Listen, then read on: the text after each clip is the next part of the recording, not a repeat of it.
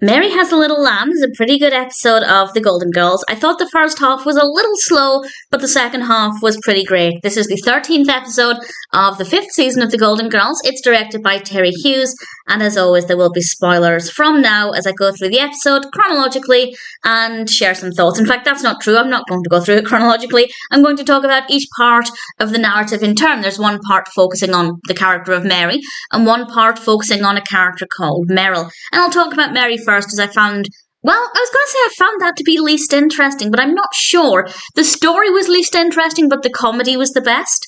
And with Merrill, the story was more interesting, but it wasn't the most funny. So Mary turns up, she's a young girl, and she's pregnant, she needs advice, she doesn't want to tell her father.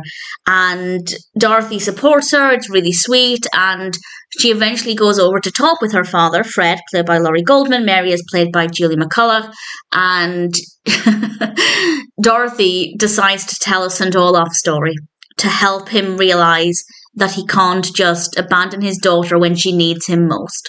And as soon as Dorothy mentioned St. Olaf, I found it to be very funny. The way she told the story, it was about a pig, and it was fantastic. That part of it was really funny. The events leading up to it, not that funny, but I guess there are a lot of good messages in this if anybody finds themselves in a similar situation. So there's a lot of value in the story. Maybe it wasn't the most interesting, but the St. Olaf bit was very, very funny, and I'll talk about what happens ultimately with that at the very, very end.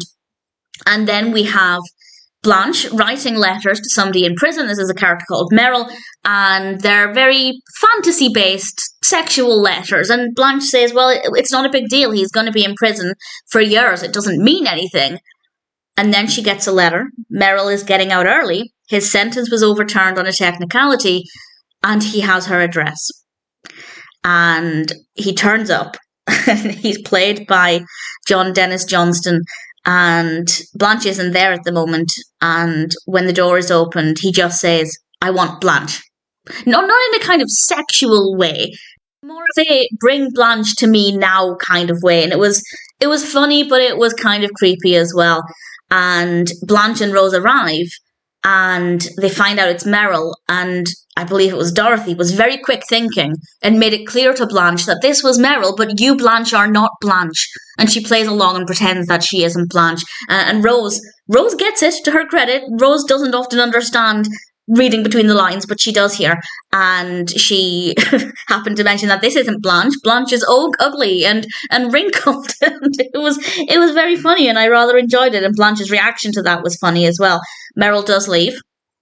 And, well, the next thing we know, Sophia is tied up in the room. He obviously came back looking for Blanche, and Blanche and Rose come home, and they don't see Sophia tied up. And the suspense of wondering how long it would take Sophia to be tied up with tape over her mouth without them noticing was absolutely fantastic. Dorothy comes in. She doesn't realise either, and they only find out when Sophia manages to knock something over. And, of course, they rush to her, and we find out that he'd given her wine and had managed to get information out of her, and he also took possessions, and obviously not a great thing for Merrill to be doing, obviously not a great person, but it was funny. I don't condone tying Sophia up, but within the context of the narrative, it was a pretty suspenseful moment, and I rather liked it. I think it went on for the perfect length of time as well. They didn't drag it on for too long. I actually think it was quite believable. I'd like to think they'd see her out of the corner of their eye, but maybe not, and otherwise it was quite believable.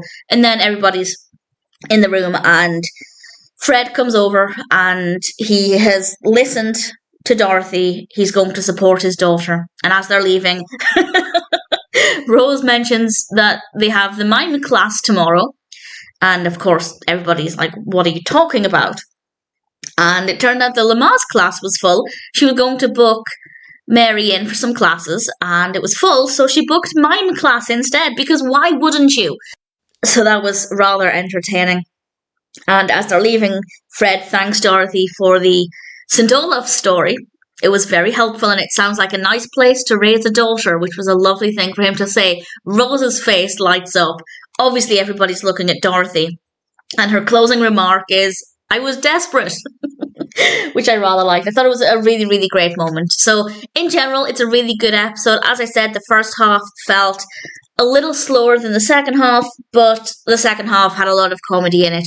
and definitely made up for it. So, in general, I think it's a pretty entertaining episode, all things considered.